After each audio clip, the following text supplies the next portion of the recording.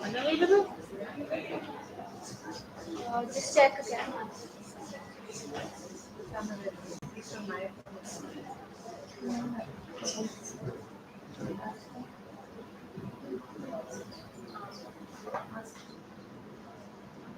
ये वाला ट्राई कर, ये वाला स्कैन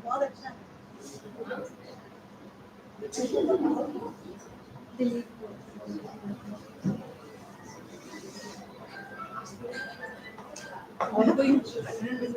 ये वाला भेज तेरा क्वेश्चन 10 मिनट बोल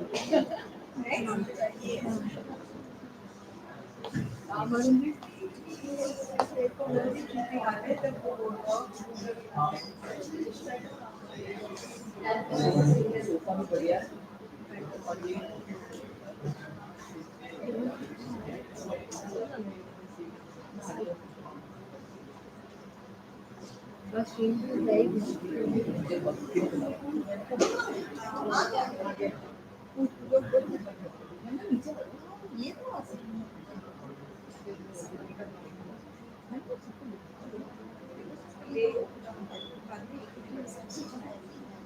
ये तो अलाउ वगैरह की सेटिंग्स नहीं है ना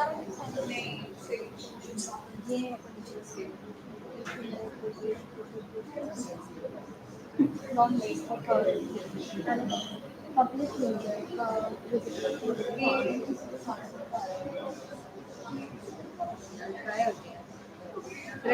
screenshot camera tell Pooja to get the people downstairs.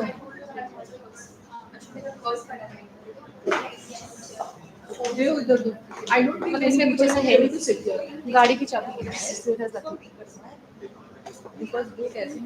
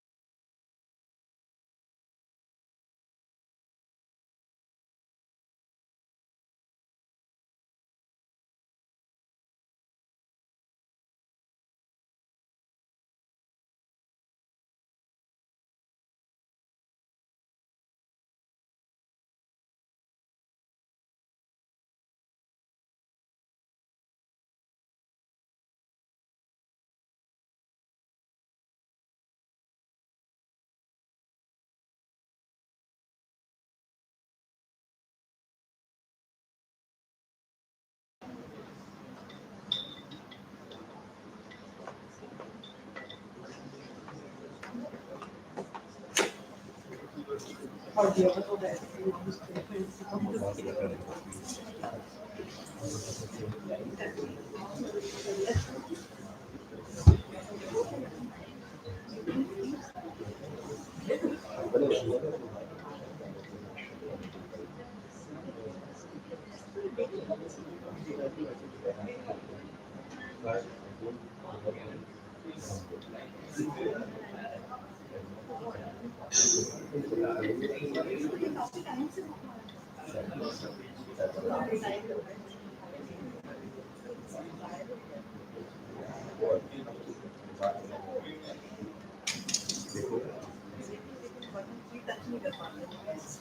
able to relax.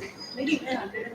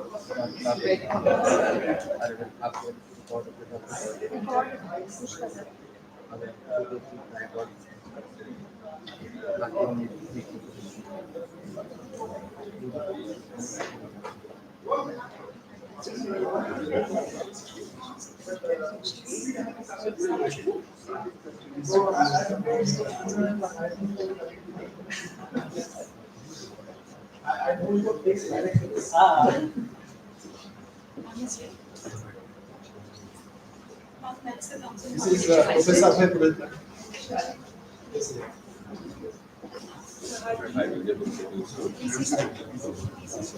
Thank you very much for taking up time for us. I think we all are honored. Hi, how are you? Hi.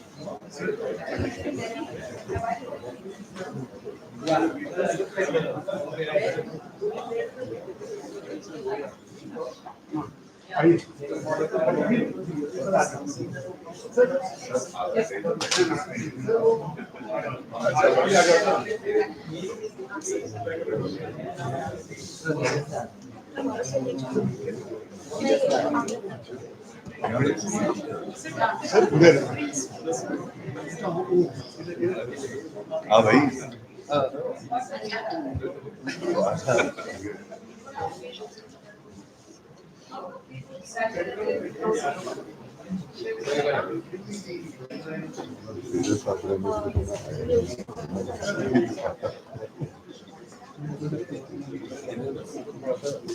आगे हो सकता है for people to go.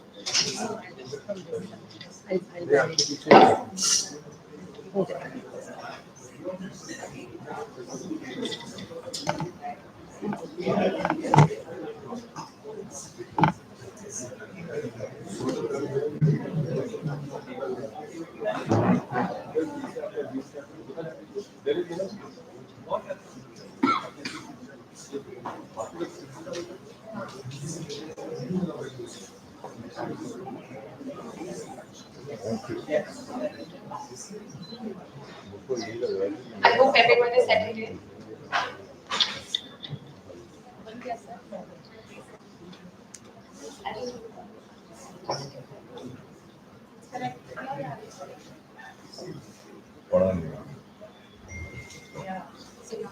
Good morning, respected dignitaries, distinguished speakers, esteemed faculty members, colleagues, dear participants and students. Before we begin, I would like to recall a profound thought from the ancient Sanskrit phrase Sangha Chadva, which means let us move together. It embodies the essence of unity, collective action, and shared progress, perfectly resonating with the spirit of this conference. On behalf of Shoshan School of Art and Architecture, I extend a very warm welcome to all of you to the International Conference on Art, Architecture, and Urban Studies, Inclusive Environments for Growing Cities. As our cities continue to expand and transform, it becomes increasingly vital for us to reimagine inclusivity, whether in design, planning, or community engagement. This conference is not only a platform for academic discourse, but also a celebration of creativity, collaboration, and innovation in shaping cities that are more inclusive, humane, and sustainable. We are truly delighted to have with us today an illustrious gathering of speakers, researchers, practitioners, and young minds, all ready to share their knowledge, ideas, and experiences. I would now like to introduce Dr. Pooja Lalit Kumar, Professor at the School of Art and Architecture, Shashank University. She has more than 2 decades of experience in industry and academia. She holds a B.Art from Shashank School of Art and Architecture, a gold medalist in Masters in Acoustics from Jamia Millia Islamia, and advanced certifications in EIA and urban planning from CEPT University. With over 17 years of professional practice, she has designed major corporate and institutional projects. Her research focuses on resilience, sustainability, disaster risk assessment, and urban socio-ecological system. She is also an empaneled access auditor with the Department of Empowerment of Persons with Disabilities, Government of India, contributing to inclusive and accessible built environments. I would now like to invite Dr. Pooja Lalit Kumar, who is also the convener of this conference, to share her opening remarks.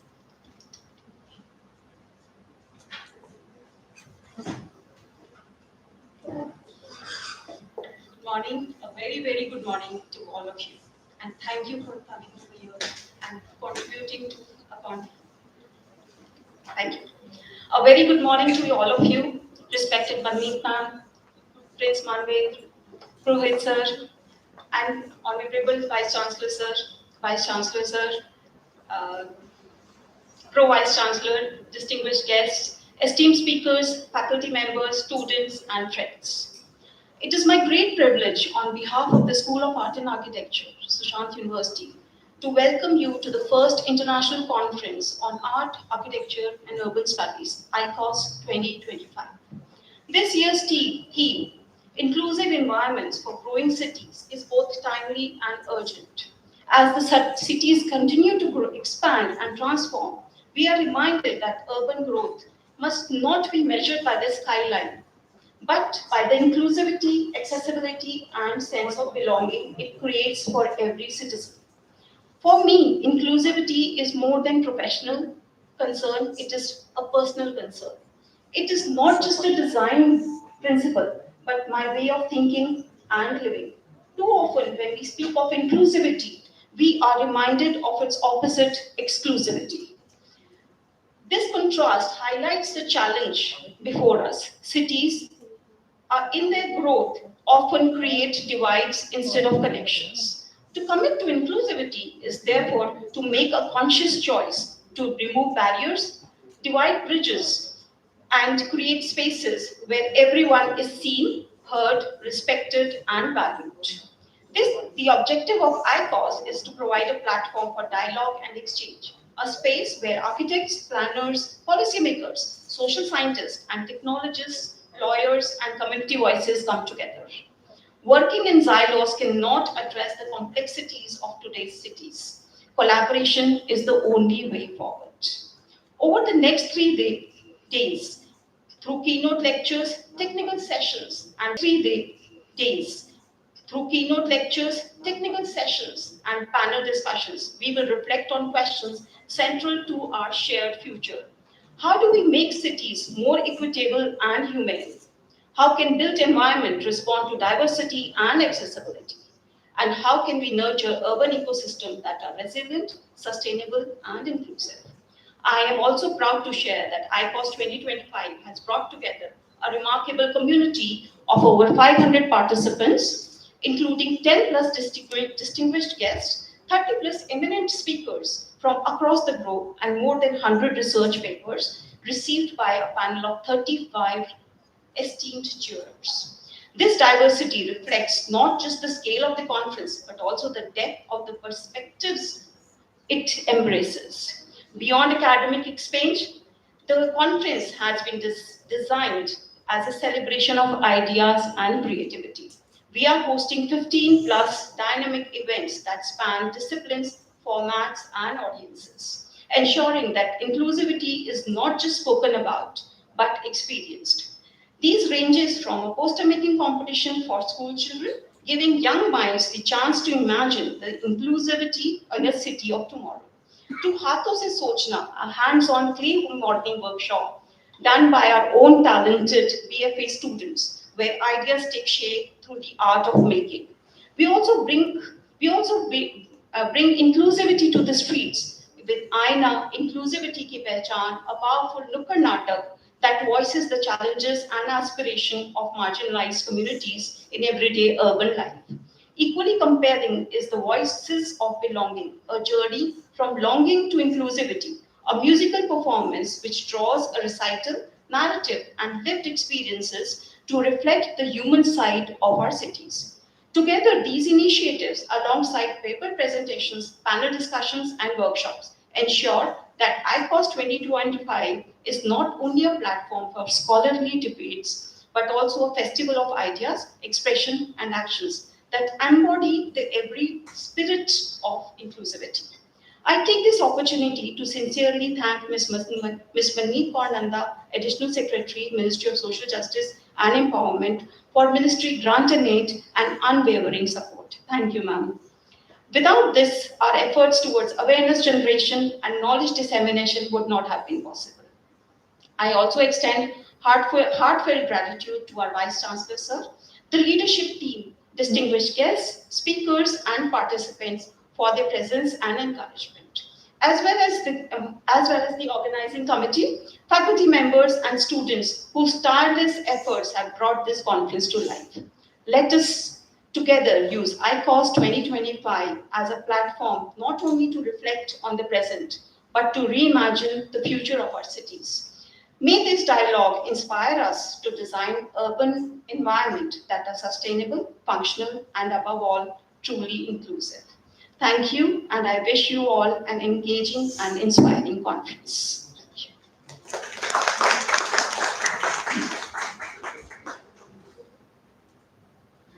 it is my privilege to introduce Professor Colonel Virendra Kumar Malik, Dean, School of Art and Architecture, an alumnus of SPA, IIT, and IIM. With over 3 decades of experience, he has championed experiential learning and brought global methodologies into architectural education.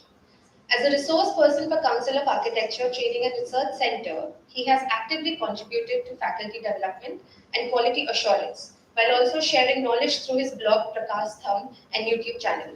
We are honored to have him with us. I now invite Dean Professor Virendra Kumar Malik to the stage for his welcome address.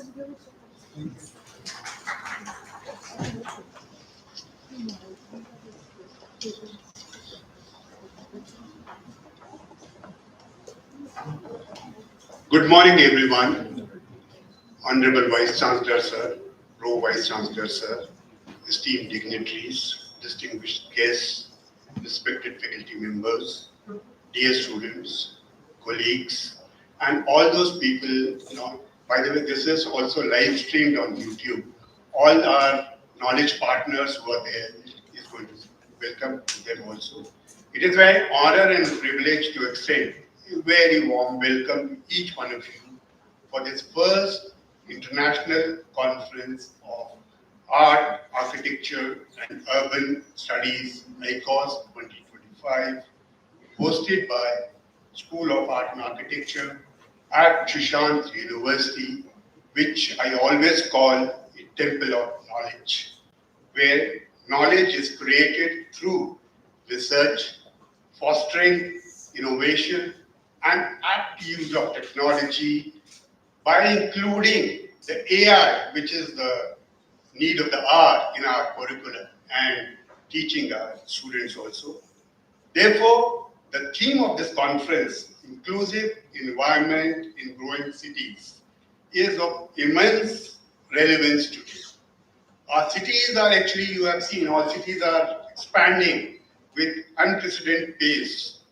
With this also, growth comes the responsibility to each one of us to ensure that urban environment are not just functional and also equitable, accessible and nurturing for all, especially learning on one, no, but especially not leaving anybody behind, and also sharing the benefits from cities' prosperity and creating an environment where everyone, regardless of age, ability, or socio-economic background, can live and work and thrive together.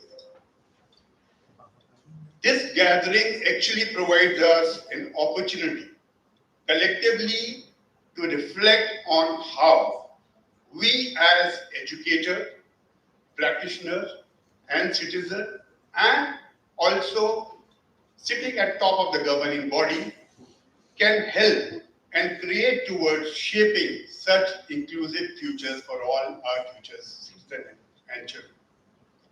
Conferences like ICAAUS 2025 are also about just sowing a seed of thought and nurturing them through dialogue, presentations, panel discussions, exchange of ideas, creating awareness amongst all stakeholders, basically to become a step towards building knowledge and solution that goes beyond individual efforts of each one of us. It is our hope that the seeds planted now in this conference will grow into initiative that transforms the practice and inspire research and impact communities. So finally, on behalf of School of Art and Architecture, I extend my heartfelt gratitude to our honorable leadership, our distinguished speakers who are going to come for the panel discussions, and also the Department of Empowerment of Persons with Disabilities, and all our knowledge partners, and all participants who have joined us in this endeavor. A special word of appreciation also goes to the organizing committee and students who have worked hard behind the scenes and with dedication and actually brought this vision of inclusivity for cities, dialogue to life. I welcome you all once again to ICAAUS 2025. May these 3 days of dialogue and exchange of ideas inspire us to reimagine our cities and reaffirm our commitment to inclusivity and sustainability. Thank you all for coming.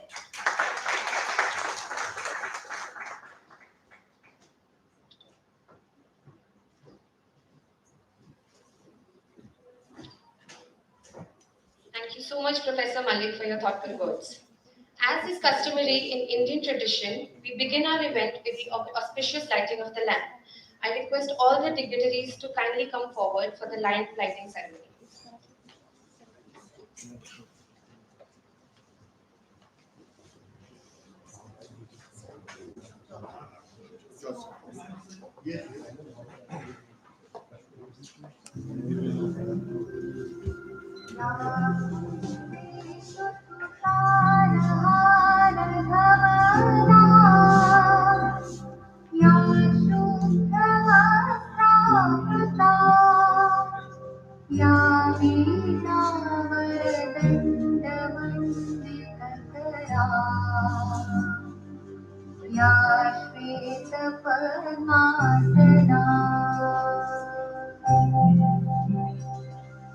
या ब्रह्माच्युत शंकर प्रभृतिः देवैः सदा वन्दिता सा मां पातु सरस्वती भगवती निःशेषजाड्यापहा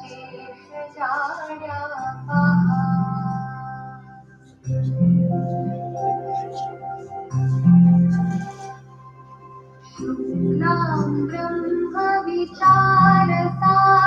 परमाम् आद्यां जगद्व्यापिनीं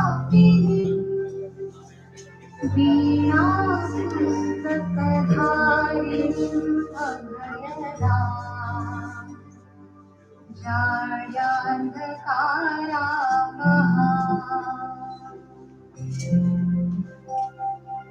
हस्ते स्फाटिकमालिकां विदधति पद्मासने संस्थितां वन्दे तां परमेश्वरीं भगवतीं बुद्धिप्रदां शारदाम्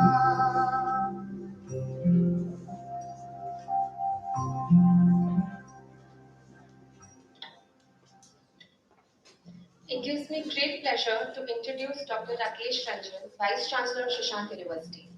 A distinguished academician with over 30 years of teaching and research experience in India as well as abroad, Dr. Ranjan is a graduate of BITS Pilani and has authored several books, guided PhD scholars, and published more than 117 research papers. His leadership has earned him recognition in Marquis Who's Who in the world of science and technology and the honor of Shiksha Ratan. So we request you to kindly address the gathering with your inspiring words.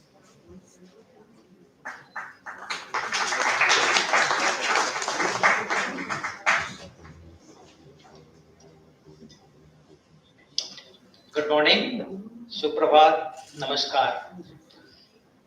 Honorable Madam Manpreet Kaur Nandaji, Additional Secretary, Honorable Prince Manvendra Singh Gohilji, Founder Laksh Foundation, Honorable Abhay Purohitji, President Council of Architecture, Honorable Mr. N.K. Patelji, President Institute of Town Planner, India, Honorable Vivek Loganji, Chairman IIA, Haryana Chapter, Professor Gaurav Raheja ji, IIT Roorkee, distinguished guest, esteemed colleague, Colonel Virendra Malik, Dean School of Art and Architecture, Dr. Naveen Piplani, Director School of Art and Architecture, organizing committee members, especially Dr. Pooja, faculty members, dear students and friends. It is my honor and privilege to welcome you all to the first international conference on art, architecture, urban studies here at Susant University, Gurugram. Today is Vishwakarma Day as well. So Vishwakarma Day के तरफ के लिए हमारे तरफ से और पूरे Sushant university परिवार के तरफ से आप सबको बहुत बहुत बधाई. When Brahma ji created the living space for all of us, then he also thought that there should be some amenities. So he instructed Vishwakarma ji to create something, some facilities to make our life easy. And now I think we rarely go to the Kal Karkhana and the workshop, but Modi ji has inspired all of us. Every amenities is on our fingertips, that is mobile. So we pray our mobile today on the day of the Vishwakarma Day, which makes our lives so easy. Now, before I talk about this, the theme of this particular international conference, I'm taking liberty to talk about Susant University for the dignitaries who probably have come for the first time in this particular campus. This institution was established in 1989. So almost the legacy of 36 years of delivering quality education in higher education, in art and architecture and other stream of higher education. We have been going through many changes. We made a lot of changes in our pedagogy, and I think some of you may have also learned that we have moved from the classical classroom teaching to the flipped class teaching, learning from experiential learning, and most recently, we have introduced not only in art and architecture, AI as a major topic in each and every subjects wherever possible, but all 33 stream of programs which we are offering in our campus. It is our the motto that with the changing technological interventions, we wanted to abreast our students that they should not be left behind. And our AI intervention is merely not limited to ChatGPT and Gemini. We have got an AI research center over here, and those research center trainer has made module which is being offered to all the students who are studying in our campus. So that is one of the things which I would like to highlight. Now this year the theme of this particular conference is inclusive environment in growing cities. I think the more of deliberations will take place, but each and every word of this particular topic has got an immense meaning. Inclusive environment, growing cities. Now the city itself is a big topic to discuss and deliberate. Environment is a separate topic. Inclusivity, जिसको हम हिंदी में समरसता and समन्वय की बात करते हैं, that itself is the core of our Indian legacy. I think some of you may will be talking because it is so relevant to the present day when the cities are growing fast without actually caring about whether it is inclusive in nature or not. The speed of the growth of this city is immense, and hence it faces dual challenge to sustain development while ensuring equity and inclusivity. ये जो equity and inclusivity है, that is to me as a person is very close to my heart, and it has brought attention to me recently what has happened in Nepal, and before that in Bangladesh, and before that in Sri Lanka. India is surrounded by so much of happening.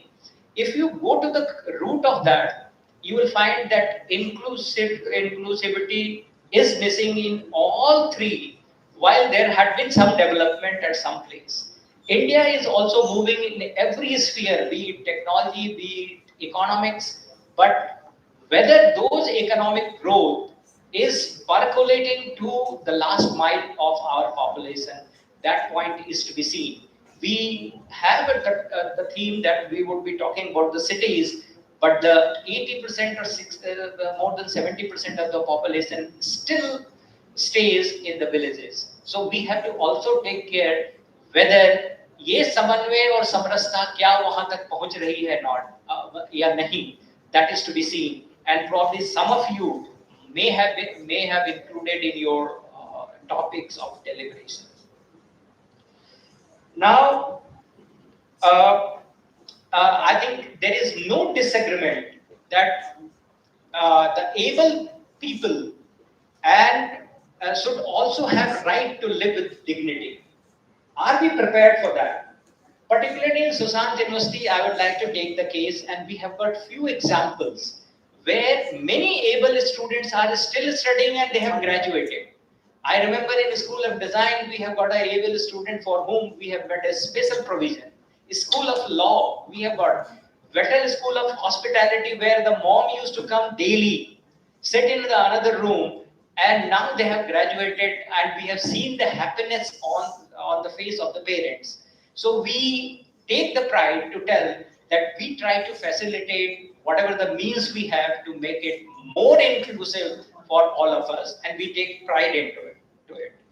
Now, the theme, which is inclusive environment in growing city, I would like to extend up to this particular topic, that it should be environmental friendly too. Because I think, again, I would say that all will agree if I say that the most of the pollution takes place from the affluent family. क्योंकि वही pizza हट से pizza मंगवाते हैं, वही Blinkit से हर 10 minute में Blinkit से सामान मंगाते हैं, and every day they dispose so much of things, and the garbage disposal and the waste management is a bigger challenge which we are seeing now in Gurgaon, and I'm sure that in other parts of the city as well. So we have to also see, though the topic remains with the able people, facilitate the able people, but it should be also environmental friendly. At Susant University, we believe that academic institutions have got a responsibility that extend beyond classroom, and I take further pride to tell that our pedagogy, as I have mentioned, has changed immensely from the flipped classroom to jury-based education system, evaluation system. We have changed our evaluation systems also drastically, not only in architecture, in other streams of engineering also. But I think this is not the point, the place to talk about all those things. What I wanted to underline, that series of changes we are trying to make in our institution to make the pace of the developing world. I called upon to provide this platform where ideas can converge, discipline can collaborate, and solution can be envisioned. This conference, in my view, is not just an event, but a milestone in building a culture of dialogue that will continue to inspire innovation in the years to come. As a proverb reminds me, the best way to predict the future is to create it.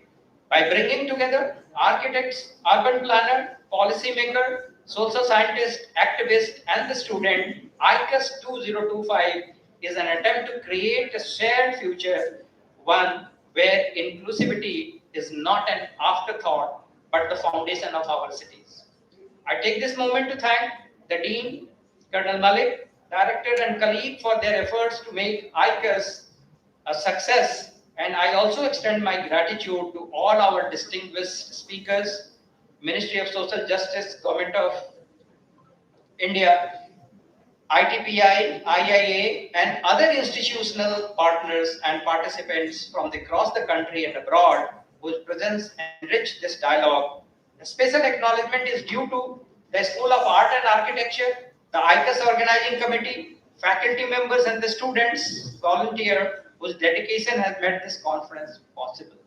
I also take this privilege to, I think it has been already spoken, that 110 plus ideas are being presented in 3 days of this conference. And I'm sure that that will be enriching for all of us when it will be deliberated. This will be followed by Nukkad Natak and the various optical events that I'm sure that people will enjoy. As we embark on 3 days of engaging session, panels and exchange, I encourage all participants to not only share knowledge, but also to listen deeply, to question and to collaborate. It is through this spirit of openness that we can move ahead for life, which is our goal for the student. With these words, I once again welcome you to ICAAUS 2025 and look forward to the inspiring discussions that will shape not only our present, but also the cities of tomorrow I'm sure that at the end of the 3 days of the event, something concrete in form of a summary might be coming from the organizing committee, which we would like to share to all the August gathering over here by email or through other means, and that broadly of some helps for the policy maker like ma'am and other like the President Council of Architecture, IAA and ITPI. Thank you very much. Once again, welcome all of you to Susanthi. Thank you so much, Dr. Rakesh Ranjan. We now move on to a very special part of the morning, that is honoring of our eminent guests. I would request Dean Professor Virendra Kumar Malik to kindly come forward and honor BC Sir, Dr. Rakesh Ranjan.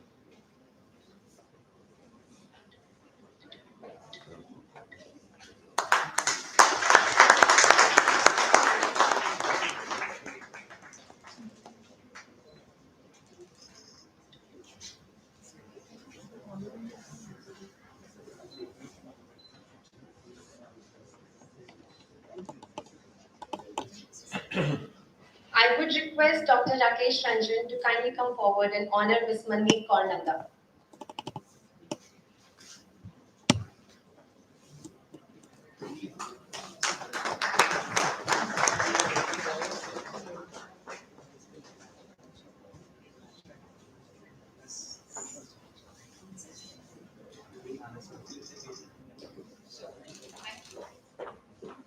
Thank you so much. I would request Dr. Naveen Pipnani, our director, to honor Prince Manvinder Singh Gohil.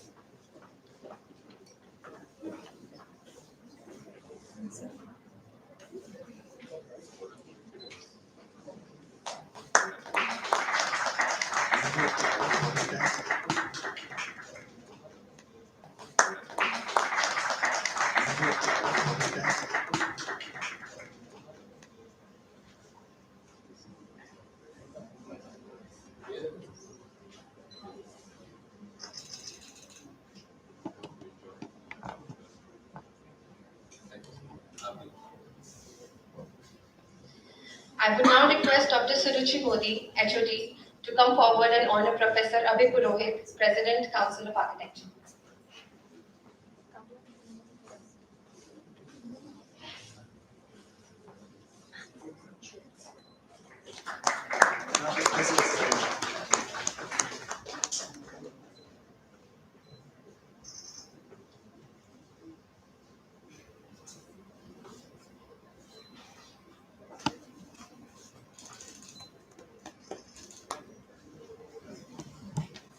I would now request Dr. Tejwan Singh Brar, HOD, to come forward and kindly honor Mr. N.K. Patel, President, ITPI. Okay. I would now request Dr. Tejwan Singh Brar to kindly honor Pro VC Sir Sanjeev Sharma.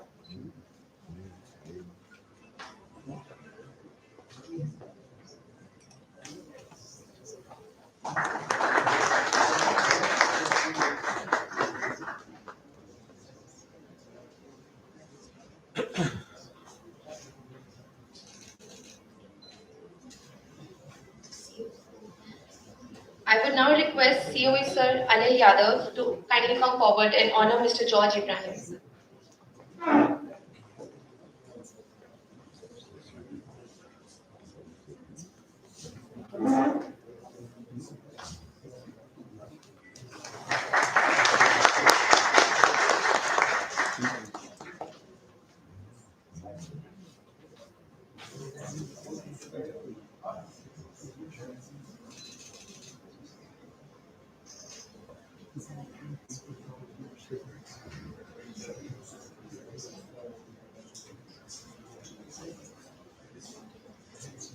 I would request Professor Colonel P.K. Malik to kindly come forward and honor Architect Vivek Lograni, Chairman, IIA Haryana.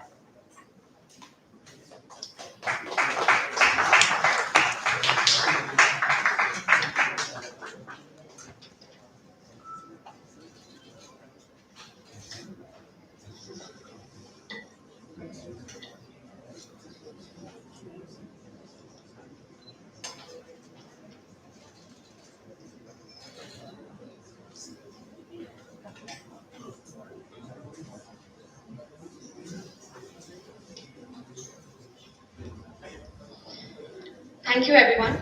I now request all our honorable guests to kindly come on the stage together for the Book of Abstracts, which has drawn over 100 plus papers all across the world. So we would request you all to come forward for the book launch ceremony.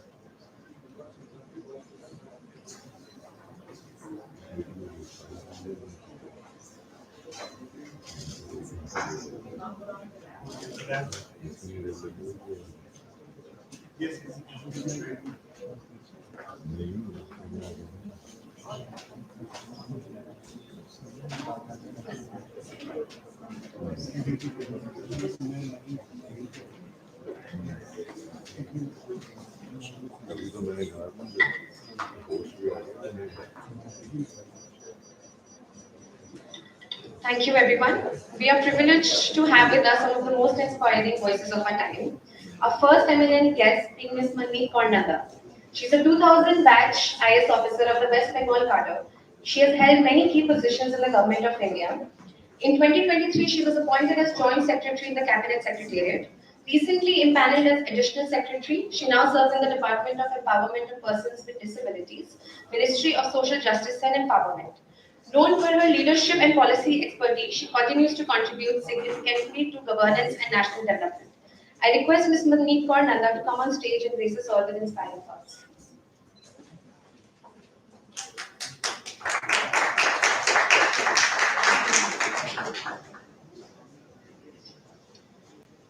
Thank you very much. A very good morning, probably now good afternoon, to the distinguished guests, esteemed faculty, brilliant student delegates that are gathered here at the Sushant School of Art and Architecture for the International Conference on Art, Architecture and Urban Studies. It is indeed a privilege to address such a diverse and talented group of not only young minds but a lot of experience here, and especially the students who will be, who are the futures of our cities, our cultures, our communities, and our voice of the further years that we go on to live. Each one of us today look at disability as something that belongs outside our immediate comfort zone. I believe that disability is just a state of mind. Each one of us are disabled in many ways already, either in thought, in action, and physically, each one of us will be, sorry to say, will be disabled at some point of time in our lives. And this is a bitter truth that we all need to remember as we go on in our different walks of life, in our different jobs, in our different profiles that we hold. As Additional Secretary to the Department of Empowerment of Persons with Disability, this was something that truly humbled me when I took on this position a couple of months ago. And here on today's forum, I would love to share my vision that would unite the art, architecture, and urban studies, the focus of today's international conference, with this unique power to inclusively bind together spaces, design them so that we can empower every citizen, especially our 1.4 billion persons with disabilities globally. This conference, I believe, is a truly remarkable, unique space. Art inspires, architecture builds, urban cities connect communities. And together, these disciplines hold the key to designing cities that are not just functionable, but equitable and truly accessible. And I want you to challenge yourself to make inclusion the heartbeat of your creative and professional journeys, ensuring that no one is left behind because of, regardless of their ability. You need to imagine spaces, have that a vision in front of you, so that the future of today's sees cities and spaces as truly accessible to each one of us. The Accessible India campaign that was overseen by the department and started in the year 2015 December came up with a certain mandate of having accessible public buildings and spaces. Today, after almost 9 to 10%, unofficially I can say that over 60% of government buildings are fairly accessible, but a large portion of them are still inaccessible, even today. The ministry has issued guidelines for universal design, known as the Harmonized Guidelines Space Standards for a Barrier-Free Environment for persons with disabilities, and they need to be adopted not just by the Union of India, but by the state governments, by the urban local bodies, and by all private individuals and enterprises. Efforts have been made to make efforts for accessible transport, not only in the railway stations, airports, bus terminals, buses itself, having ramps, accessible parking, accessible ticket counters. Ministry of Road Transport, the Airport Authority of India, many of them have made efforts towards this, but a lot has to be done. The campaign also focused on making government websites, mobile apps, and digital services compliant with something known as the Web Content Accessibility Guidelines 2.0. I hope that the university website itself, if they have any apps and the AI tools that they intend to use or will use, are completely accessible to persons with disabilities. And I think it's very important to start with the fact that design of our city shapes the lives of its citizens. A building without a ramp without railings, a public square, an open space without tactile paving, or an art installation without accessible description can exclude many people. Globally, the World Health Organization estimates that about 60% of the population lives with some form of disabilities, and a poor design is now not seen as a mere inconvenience. It is a denial of a dignity, denial of access and opportunity. And I believe that future architects, many of whom are present in this forum, both physically and online, can change that. Your work can enable independence. Teachers here in this room can foster inclusion, and together we should celebrate diversity. And that's where universal design becomes your greatest tool. Universal design is about creating environment that are usable by all. I saw posters outside talked about, Professor Pooja mentioned, urban acupuncture. I think that's a beautiful way of creating something that is a universal design based on principles that are probably of equitable use, are flexible, are yet simple, have perceptible information, has a tolerance for error, requires low physical effort, and there's adequate space for approach and use. I would want to imagine Delhi having urban parks with braille signages for the visually impaired, adjustable seating for wheelchairs users, an intuitive layout by the architects of today for the future of tomorrow. And mind you, like I said, these features don't just serve persons with different abilities. They make those spaces better for a pregnant mother, for a young mother pushing her pram, for all of us carrying heavy suitcases, and for the elderly, of course. So when I would like to see the 110 discussion topics that you go through today and in the coming next 3 days, I would urge you to ask yourself, does my design welcome all of us? In India, my department is driving this Accessible India campaign known as the Sugamya Bharat Abhiyan, making public spaces, transport, platforms barrier-free, but there is so much more to do. And it cannot be done alone. It cannot be done by a microspasm of small people, a small department with a very minimal budget doing it. It requires architects of today and tomorrow to understand that when we make and present a design, we need to present it right from its birth, from its origin, as something that is accessible to all. We are funding retrofitting of buildings, and we are setting higher accessibility targets, rolling out new programs, but yet inclusivity is the need of the hour, and it is not just our story. We have seen movements across the country, across internationally, across different countries, and we need to learn from the best. I recently went to Japan, and I was beautifully enamored by their pedestrian, including their pedestrian crossings. We've seen the traffic light change, and they had a chirpy bird sound that comes from one end of the crossing, and the bird sound that is on the opposite end. George, very intriguing. The bird sign on the opposite end had a different tone to it, which could indicate people with visual impairment on both the sides to understand where that sound is coming from. And with its volume decreasing, knowing that the light is soon going to turn green for the traffic. Again, something that must have really gone into thinking and putting it into actual space there.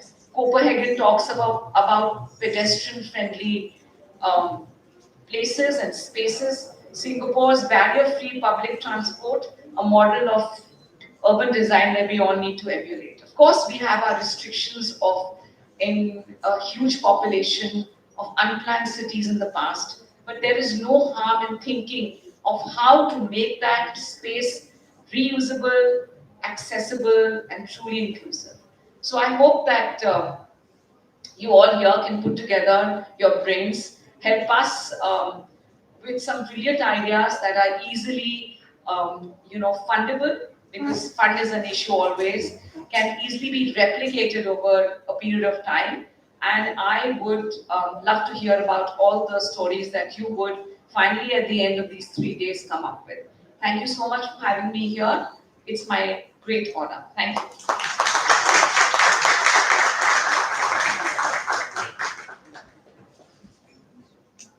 Thank you so much, Ms. Nandini. I would now like to introduce Prince Manvinder Singh Gohil. He is the Crown Prince of Rajpipla and erstwhile princely state of Gujarat and the 39th direct descendant of the 650-year-old Gohil dynasty. He is the chairperson and co-founder of Lakshya Trust, dedicated towards empowerment of LGBTQ community. He is also the brand ambassador of AIDS Healthcare Foundation India Cares, the world's oldest and largest non-profit organization for HIV testing and treatment. He is currently developing his dream project, a LGBTQ community campus at his royal establishment of Hanumanteshwar for social and financial empowerment of the community. I would like to request Honorable Prince Manvinder Singh Gohil to come on stage and share his experience with all of us.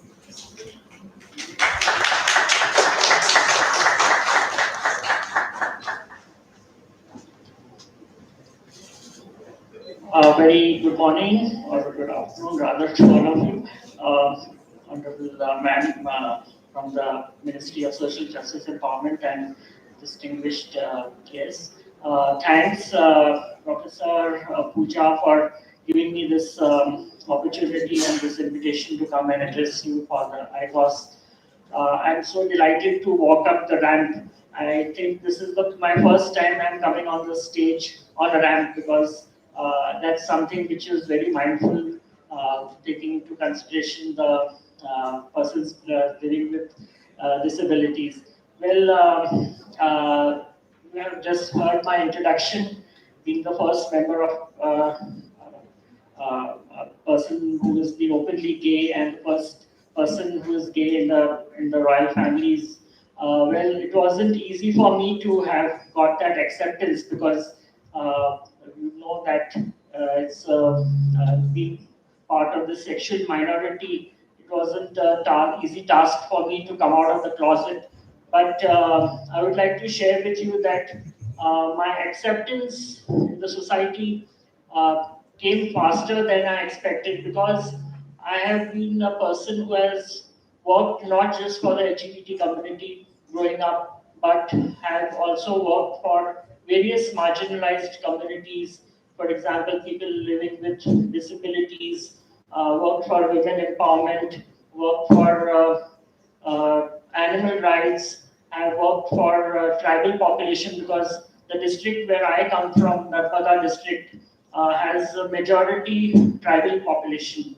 So I work for tribal rights, for tribal empowerment, work for animal rights, also worked for a lot of women issues in our district. So having said that, because of working with so many marginalized communities and the intersectionality which we see within these communities, I was accepted as a gay person in our district by the people of my town, by the people of Rajpipla. And I continue working for them. Ma'am, you would be happy to know that my organization, Lakshya Trust, was the first organization in India to have been granted transgender shelter home, Garima Grah, which was inaugurated by the Minister of Social Justice and Empowerment, Mr. Thawarchand Gehlot. He himself inaugurated that. So we work closely with the trans population, and being born in a royal family and this dynasty, we have showcased to the world that the transgender population, even today, they are very proud of me because they feel that they were patronized by the royal families. We got history, we got a lot of documents to show that the transgenders were actually given a place of respect in our royal courts. So that history has helped me to work a lot with the transgender population.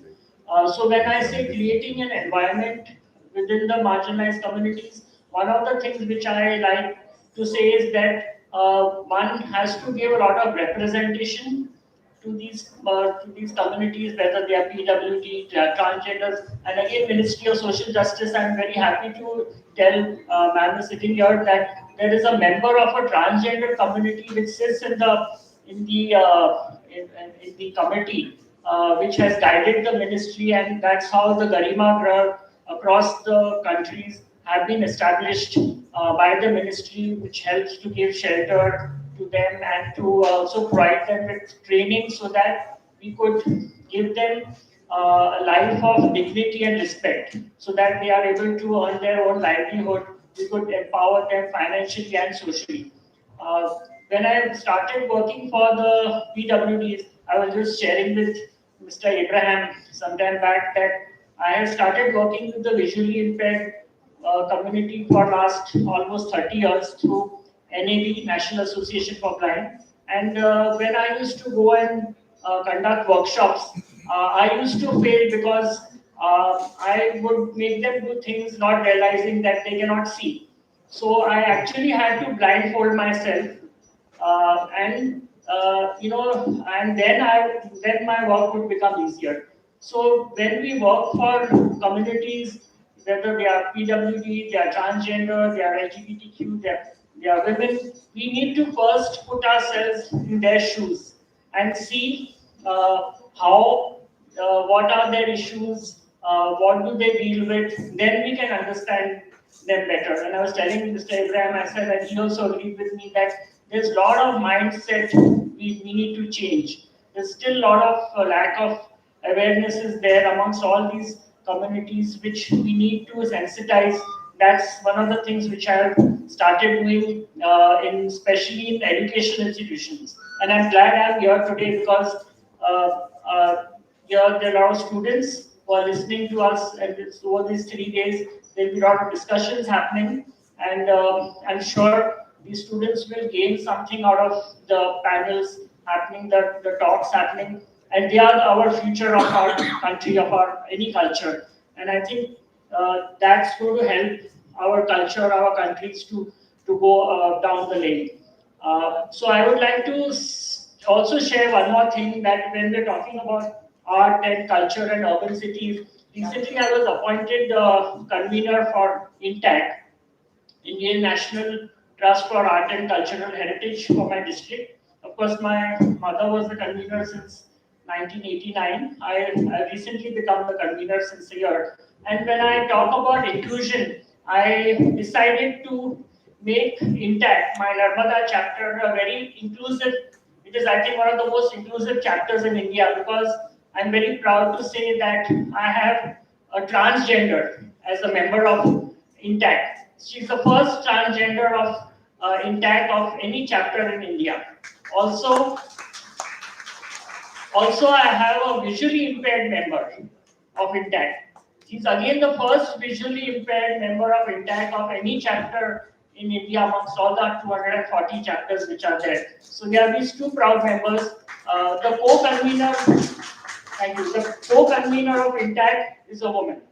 So, and I'm a gay man. So we have a lot of inclusivity amongst the marginalized communities are members of INTACT. And I must say that these members have been very, very, helpful. I was sharing with Mr. Abraham. I said the visually impaired member which I have, he gives the best vote of thanks in all our INTACT events.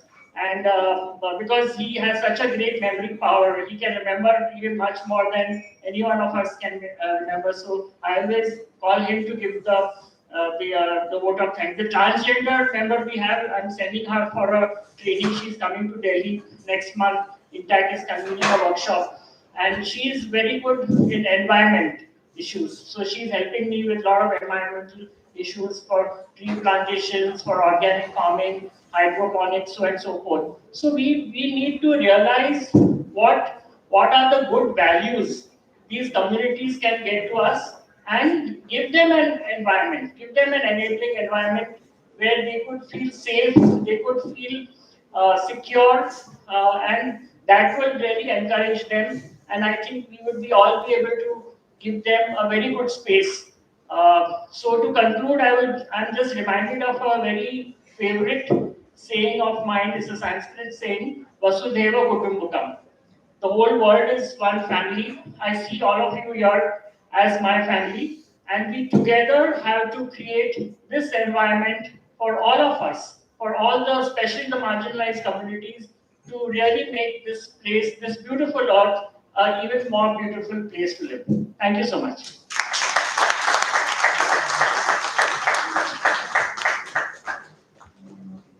Thank you so much, Prince Malvinder, for such thoughtful words. I would now like to talk about Professor Abhi Purohit, who is the President of Council of Architecture. He is a distinguished professional in architecture and urban planning, known for his significant contributions to the industry. With over 30 years of combined academic and professional experience, he has become a prominent figure in the architectural community. Currently, he serves as the 12th President of COA in India. With his wealth of experience, dedication to education and leadership in the architectural community, he continues to be an influential figure in the industry, shaping the future of architecture in India and beyond. I request Professor Abhi Purohit to come on stage and share his experiences.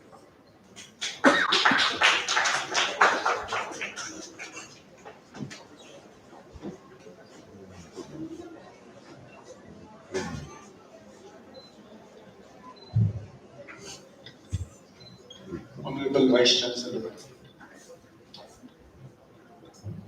Manmit Ma'am,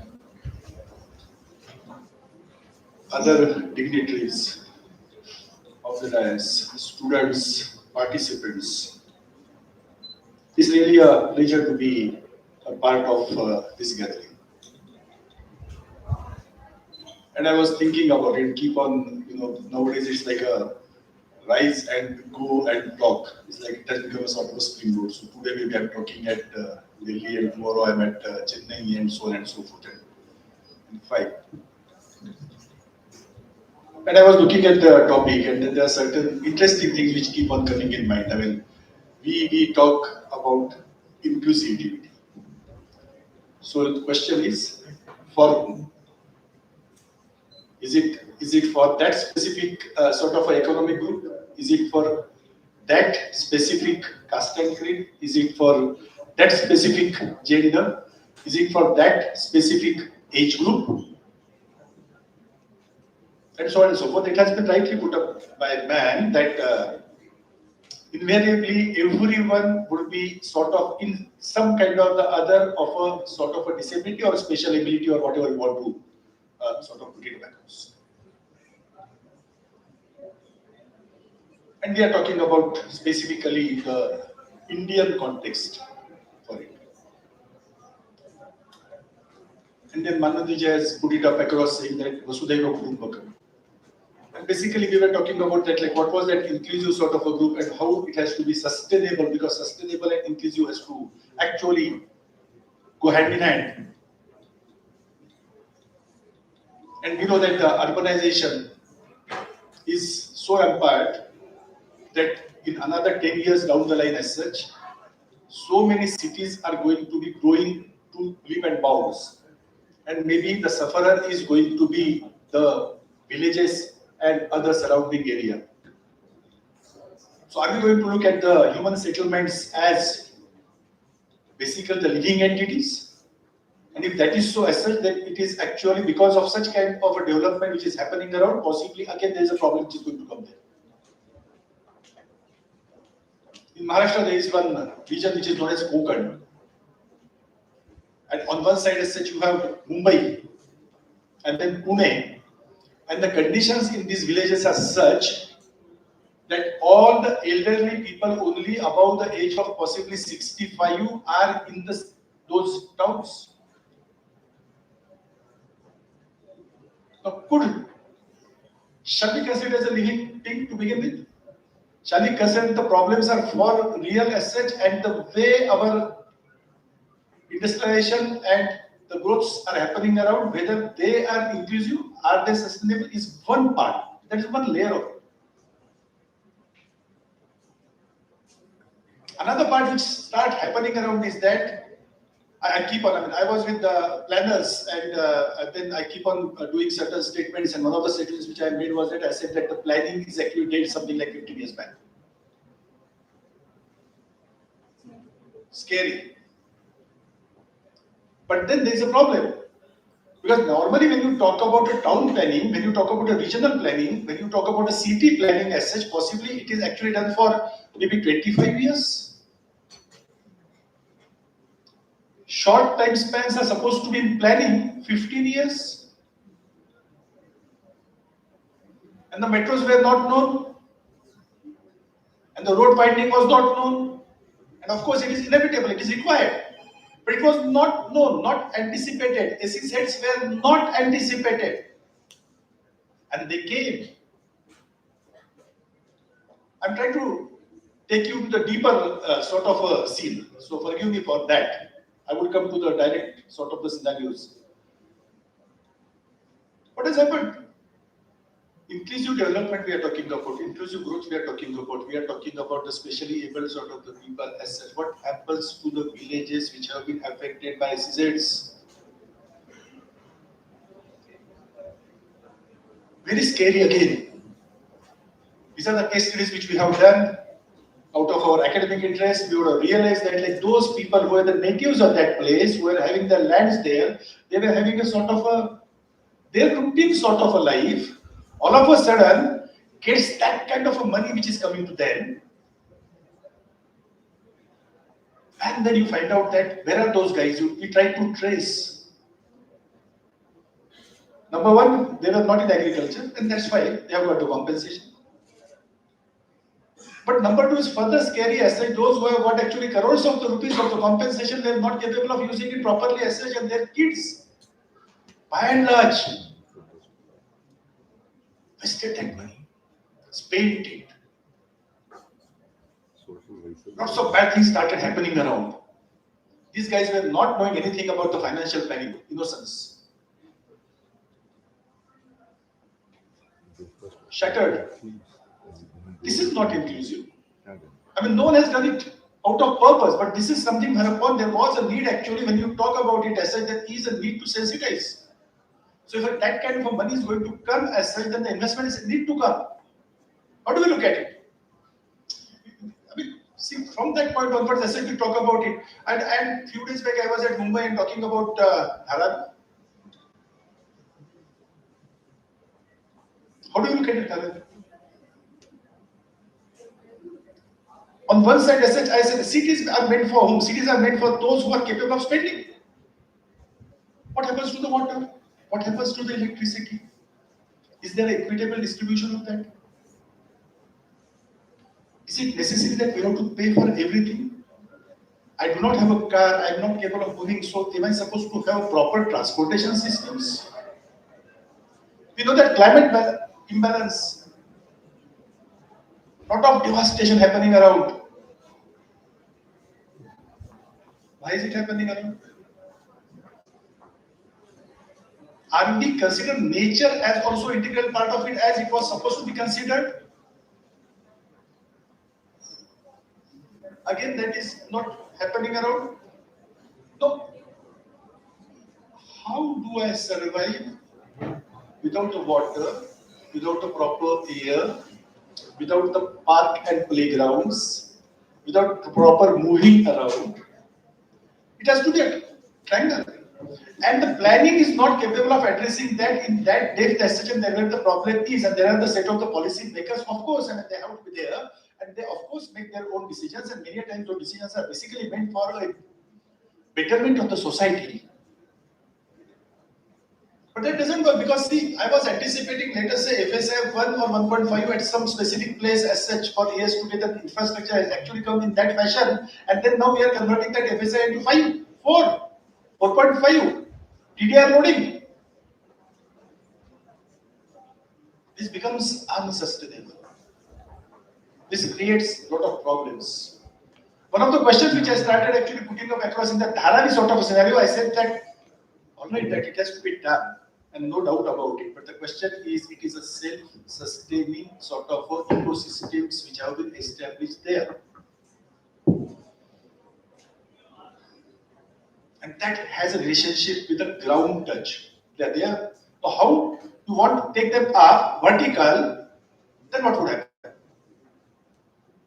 They are going to be moved. So if we understand that kind of a scenario, and if we understand that certain things cannot be compromised, then the parks and playgrounds could not be compromised with, mass transportation systems could not be compromised with, the ramps which are required as such should not be only in the, I mean, whatever you talk about, basically universal accessibility, and I'm not going to go into the details of that universal accessibility principles, because we all are basically all into that.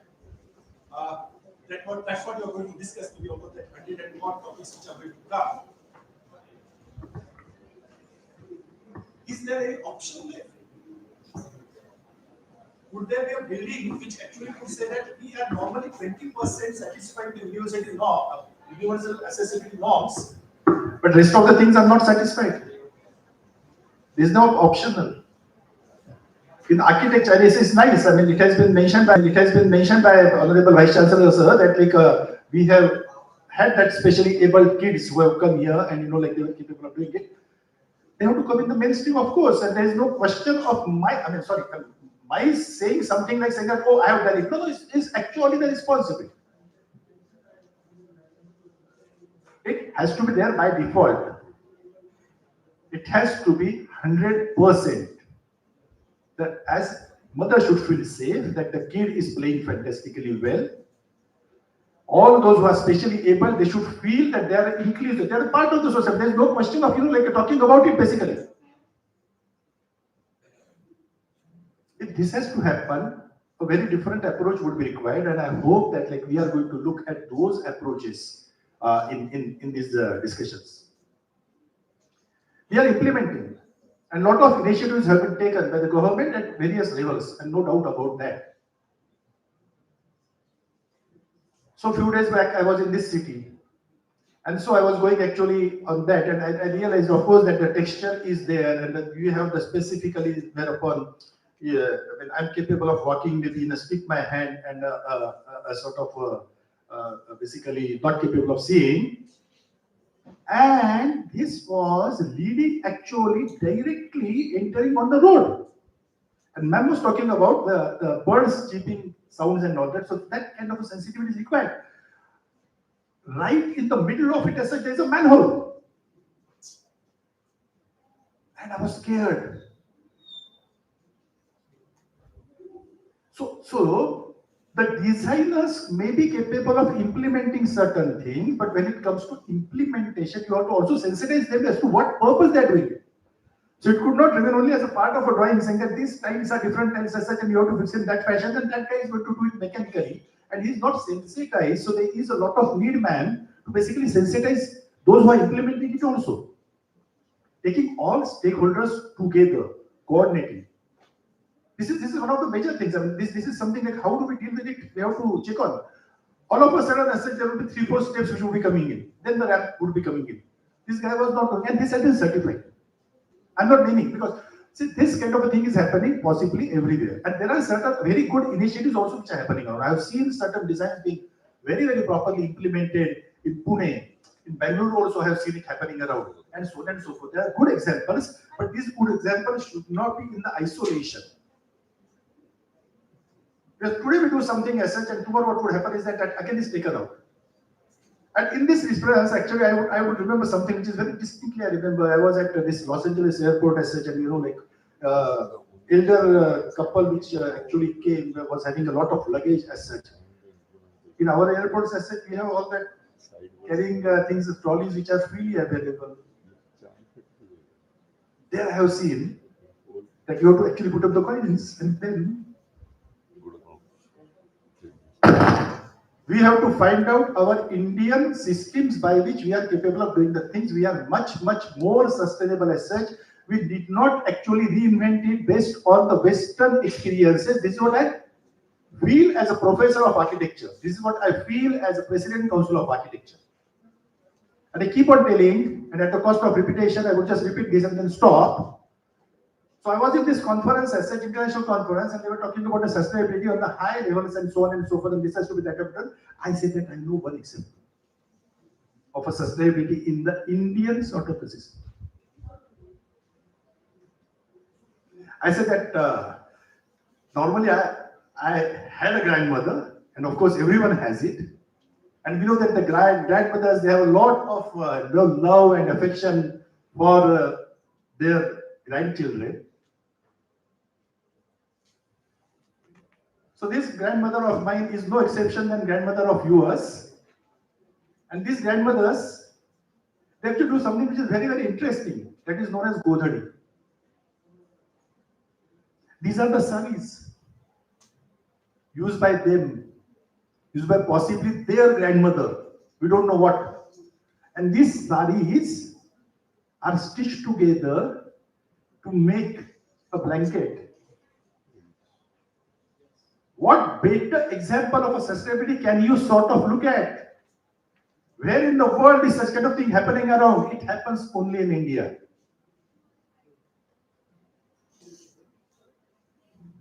Look at our water conservation techniques. Navin would be capable of possibly explaining it much more better.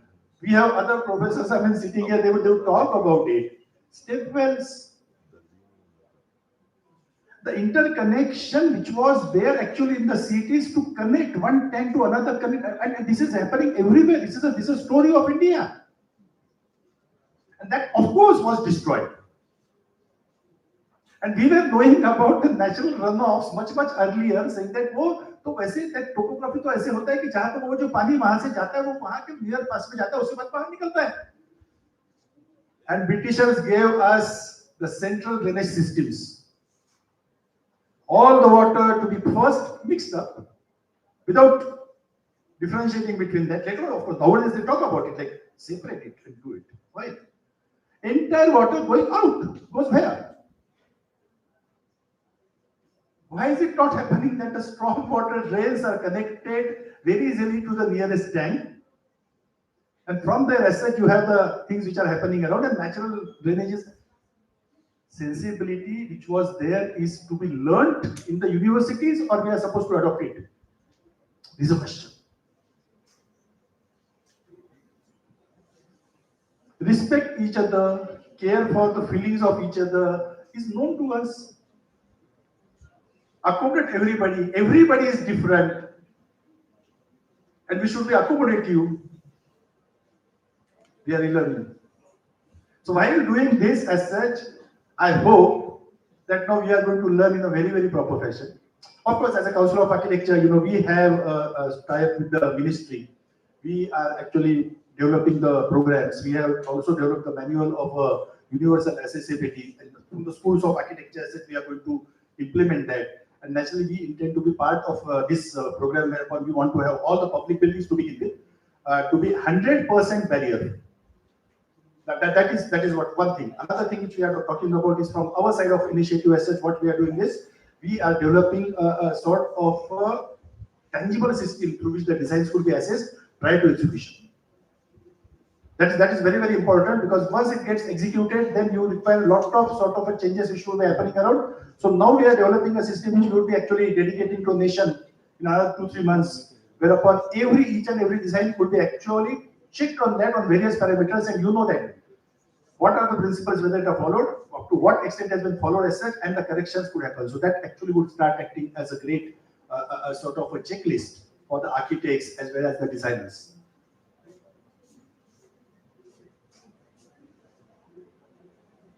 Cities need to be looked at in a very different fashion. Controlling cities is a very difficult part, and if we are capable of doing that, that's a great thing to have. But we are a democratic country. We are proud of it. And that itself also would give a lot of liberties to a lot of other people as such. So it is a question of, and the cities could not actually be planned without a sort of a discipline. And that is the greatest challenge. So I hope that I'm not taking much of a time. So I'm looking forward for a lot of discussions going on this stage. Please bring it back. Are we capable of converting it into some kind of a publication? Are we capable of adding it to certain programs somewhere in architecture? Are we capable of doing something online? Of course, that we are going to submit it to the Honorable Ministry, and that's perfectly fine. At the same point of time, awareness would be the key. This is what I believe. Rules and regulations are there, but the implementation, the spirit of it as such, there has to have a very, very clear-cut understanding about all the stakeholders.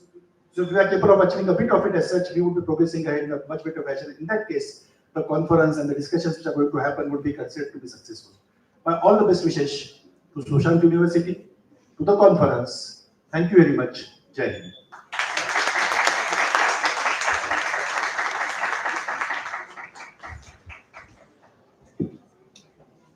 Thank you so much, Professor. Thank you so much, Professor Avik Browett.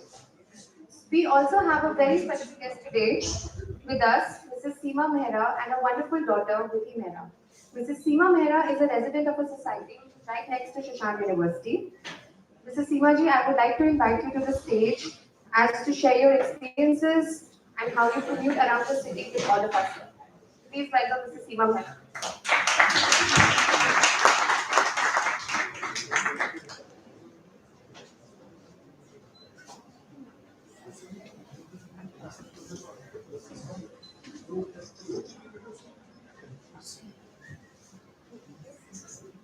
It's the first time I'm speaking on the platform publicly, and I'm not very confident to speak, but still I would like to share my the difficulties what I'm facing with my child. She is 36 years old, and I have never, found any facility, any, comfort with my child. Only restricted to my house. Like when I get out of the house, I have to see how will I take her, how will I carry her to that place, whether that place has the ramp or not, or the roads are proper or not. Even when I get out of my house, luckily where we are staying is a beautiful society with all the ramps. I take her from the car to the bedroom on the wheelchair. But when we go on the road, we see roads are not proper. Things, I have to be very careful so that she doesn't fall from the wheelchair. I have to hold her from the chest, because the roads are so badly, conditioned, which is very harmful for my child. And I see for the senior citizens who are, moving around with the people who are not, capable to hold themselves also. Here she is a cerebral palsy child, and she tightens herself when she sees something very scary, and even the hump when she see on the road, she tightens herself. In that condition, I have to hold her and then hold the wheelchair. I look for someone who can come and help me, but this is not going to be with me everywhere. Even people have asked me, why don't you shift to America? People there, they come and help you, they stand by your side, they come and support you. But not why in our country like India, where we are progressing so much, we are doing so much of good infrastructure, this, that, and all that we are building. But where is the roads here? Where can we take our children and go? Even to the park, if we have to take and go, we have to see if the ramp is there or not, or to a restaurant, or to a theater also. Luckily, now the theaters, they have good, facilities there. We can park the car and take her to the auditorium directly, and they support us also in a beautiful way. But then it is very restricted to few theaters or few restaurants. Not everywhere I can't take her to the markets, where she would love to go and see, even she want to do her out of her feelings to see the market. But then the roads are so horrible. We just make her sit in the car. We go do the shopping and come. And one of us have to sit beside her in the car so that she's secured. Of course, people around are not very reliable. You cannot just leave her alone. So these are the small problems what we really come through. And I'm lucky that my husband and my son are very supportive, and they are dedicated to her. We are doing our service to her as a God's gift. But then there are so many other people who are not able to get every facility, and there are children who are just restricted in the four-wall room, and they can't even come out. And I tell my daughter, you are lucky, you are getting support of your brother, father, mother. But you think of the people who are not getting any facilities, like coming out of the house also. So there are so many problems we face. I don't know how to explain also. When I get out of my house on the very starting of the turn itself, I see such a big hump. Many times I think I must stop here and tell those vendors around that if anybody is building their building or something, ask them to put the dump over there so that the portion of the road is filled with the, मलबा और जो भी है उस जगह को भर जाएगा और खड्डे नहीं होंगे पानी. In the rainy season, we can't think to take the child out even nearby. It is so challenging, so much challenging. And I don't know how, there are so many things to discuss and speak about, but then in a very short period, I don't know whether I'll be able to explain myself, and all of you will understand in short also. It is not easy for them also to walk on the road where the humps are there, and they are so scary, कि अगर यहाँ खड्डा हुआ तो हमारा पैर दस जाएगा. People ask me to shift to Gurgaon. It's so beautiful, nice, everything. But I can see only one road, Golf Course Road proper. But when you see inner lanes of any area where the streets are horrible, fully blocked with water and dumps and things. So where is this beautiful city is going on? Supposed to be newly developed city.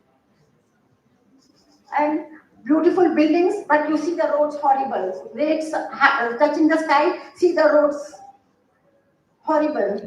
So there are so many things where we have to work on, and it's not only we, like if I speak, I have to work. We have to work jointly.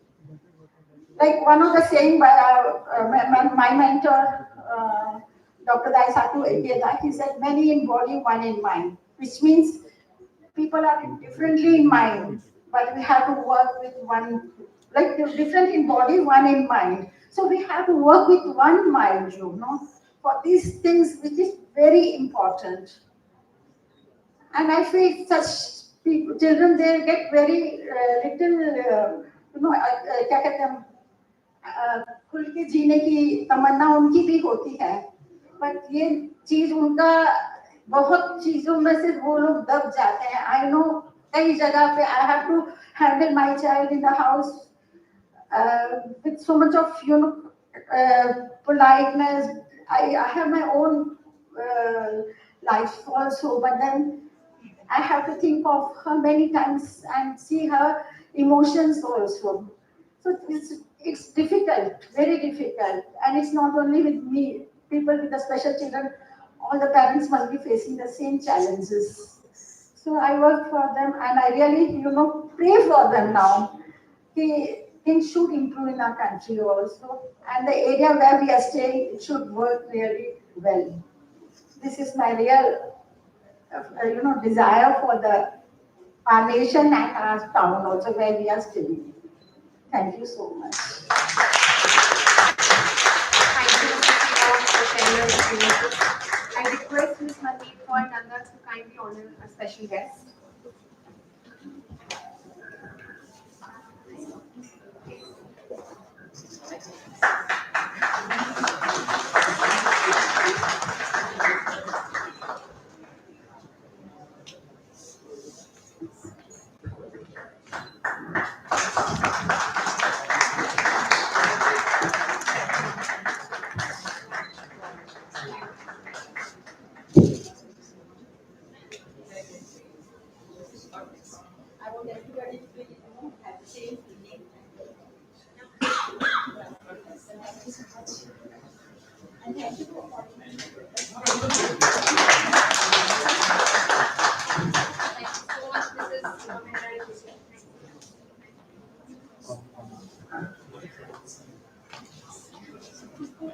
I would now like to invite Dr. Naveen Pipnani, who is the Director of School of Art and Architecture, a noted conservation architect. He has extensive experience in heritage education, research and practice, and has led national and international initiatives in cultural heritage preservation. Dr. Pipnani also holds a leadership role in the international heritage community. In short, he is a trusted name in the heritage conservation, blending academic insight with hands-on experience and shaping conservation education and practice both in India and globally. Dr. Naveen Pipnani.